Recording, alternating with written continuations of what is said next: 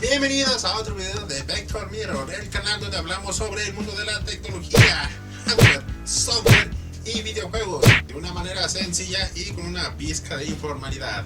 Y en esta oportunidad hablaremos de algunas fallas que nuestras computadoras pueden experimentar en el transcurso de su vida. No es cierto. Diles que no es cierto. Y que en muchas ocasiones nos llegan a sacar tremendo susto.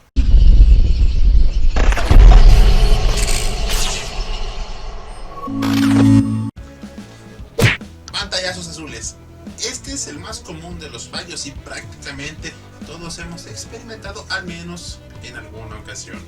Estos fallos la gran mayoría de las veces no resultan ser fatales, a menos que ocurran de manera constante.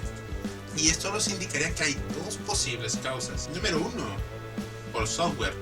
La más típica es cuando archivos del sistema operativo o incluso algunos programas están dañados. Cuando la causa son los programas, desinstalando y volviendo a instalar es la solución más recurrente en cuanto a los fallos del sistema operativo, con la opción de recuperar el sistema o hacer una nueva instalación del mismo termina siendo la solución más efectiva. 2, por hardware. Y es aquí donde se comienza a sentir el miedo. ¡Ya me dio cosa! Ya que pueden ser desde fallos en el disco duro, la más común. También pueden ocurrir por fallos en la memoria RAM, y aquí vienen las tenebrosas, fallas en la tarjeta madre o en el procesador. Con las tarjetas madre pueden llegar a ocurrir porque tal vez la tarjeta sí es compatible con nuestro procesador, pero necesita una actualización del BIOS para funcionar adecuadamente. Ya lo extremo de estas fallas es que tanto la tarjeta madre o el procesador tengan algún daño físico, y ahí pues ni hablar. Tal vez tengamos que hacer un gasto más fuerte al reemplazar alguno de estos componentes. Fuente de poder morida. Este fallo te saca de onda y te mete un buen susto, en especial cuando estás empezando con el uso de equipos de cómputo, o sea, cuando eres un principiante. Cuando llegas todo confiado, ilusionado, queriendo prender tu compu, y resulta que cuando presionas el botón de encendido no pasa nada. Entonces empiezas a revisar que todos los cables estén bien conectados, que hay energía eléctrica, checas que el switch de la fuente de poder esté en encendido y nomás no da señal de vida. No prenden foquitos y el ventilador ni se mueve. Cuando pasa esto es porque la fuente de poder seguramente... Muerte, morir, expirar, fallecer, perecer, defunción, la hora suprema, morder el polvo, extinguirse, cadáver, oxiso, finado, imperfecto y difunto, tieso como un palo, rigidez cadavérica, cuerpo exánime, quedarse frío, colgar los tenis, pagar la factura, entregar el equipo. Este fallo no es así que digamos común, pero tampoco es raro. Más bien depende de la calidad de la fuente. Mientras más genérica y económica sea nuestra fuente, y si las cargas de trabajo que le damos al equipo son excesivas, y aunando a que los componentes que tengamos en nuestra compu consuman un voltaje que la fuente no está diseñada para soportar, pues evidentemente la fuente de poder será más susceptible a quemarse.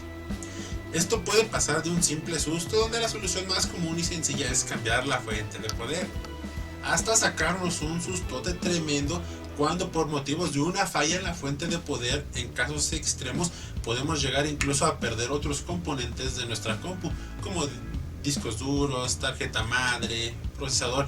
Prácticamente todo se puede ir a la... Dijiste la 11. Todo esto a causa de un fallo grave proveniente de la fuente de poder. Por eso siempre hay que comprar una fuente de poder de calidad y acorde a los dispositivos que tenemos en nuestra computadora, para evitar a lo máximo que nos ocurra un suceso de este calibre. ¡Se acabó! Si yo me voy, te llevo al infierno conmigo. Cortos de conexión eléctrica. No hay mucho que decir, estos pueden ocurrir por diferentes causas. Mencionaremos dos.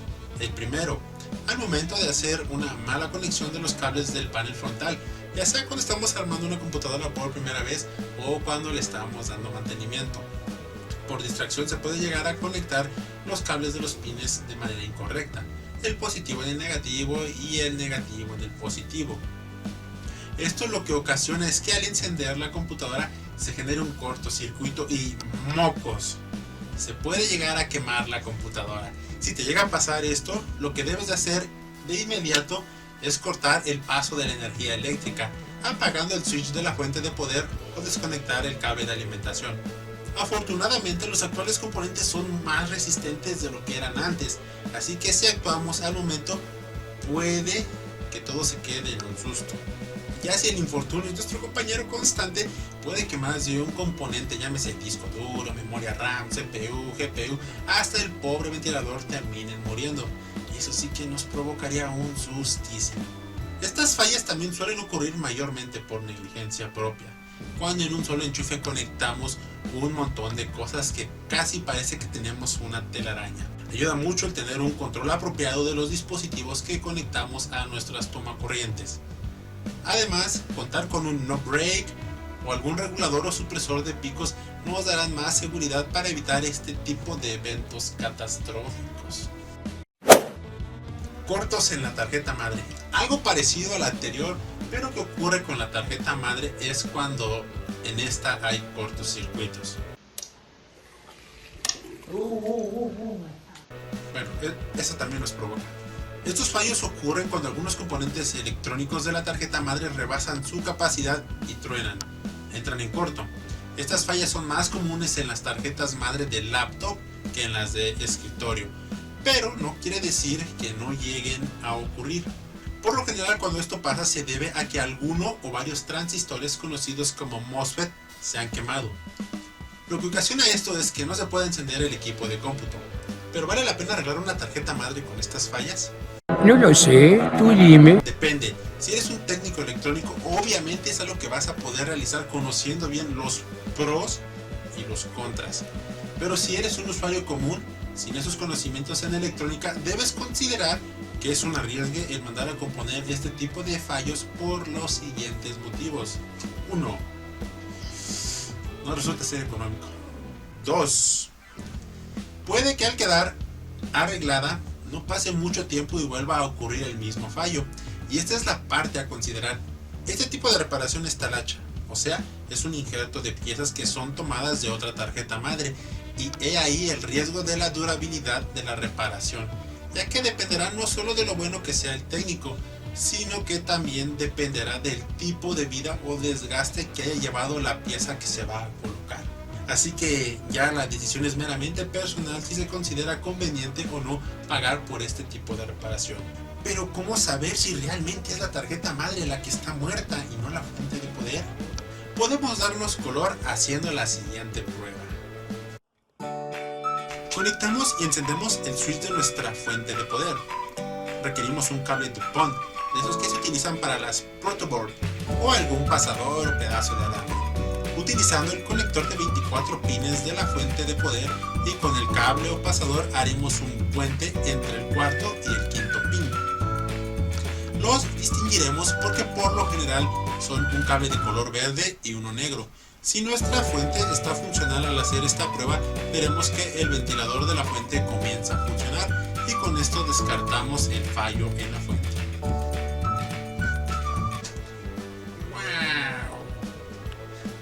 Incluso esta prueba resulta muy útil para probar si una fuente de poder está funcionando antes de montarla y conectarla a nuestra computadora. Daños en el procesador. El sobrecalentamiento sea tal vez el mayor motivo por el que un procesador termina dañado. Generalmente ocurre cuando la temperatura del procesador no se puede disipar correctamente, y esto se puede deber a 1. Nuestro disipador y ventilación no son lo suficientemente buenos para regular la temperatura del CPU, que realmente, siendo honestos, esto no es algo que suele ocurrir muy seguido. Y 2, y la que es más común, el no hacer el cambio de pasta térmica. De ahí la importancia de realizar el mantenimiento a nuestro equipo de cómputo, tanto la limpieza de nuestros componentes como hacer el cambio de pasta térmica correspondiente, ya que si no se hace esto, la pasta que tiene nuestro procesador cumple con su vida útil, se seca y ya no ayuda al disipador a regular la temperatura de nuestro procesador, y lo que esto provoca es que cuando estemos usando nuestra PC, el procesador se sobrecaliente y nuestra computadora se apague repentinamente.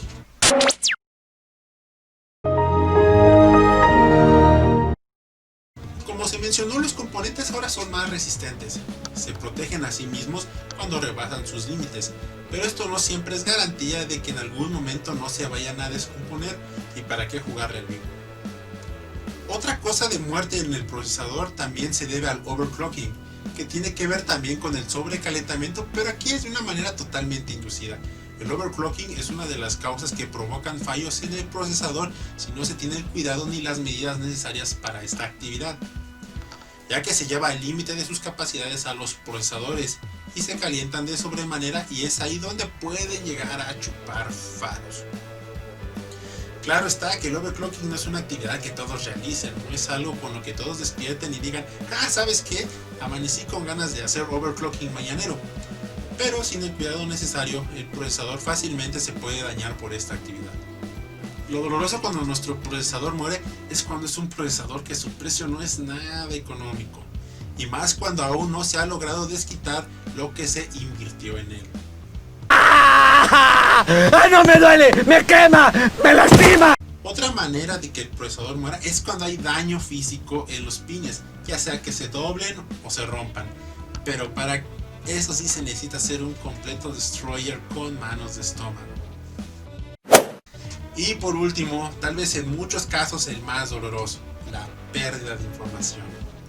Como hemos visto, los componentes de una computadora pueden ser dañados por fallas en otros componentes, pero tal vez el más doloroso es aquello que no se puede recuperar o reemplazar, y eso es nuestra información. Y esto se da con la falla de nuestras unidades de almacenamiento, llámese disco duro.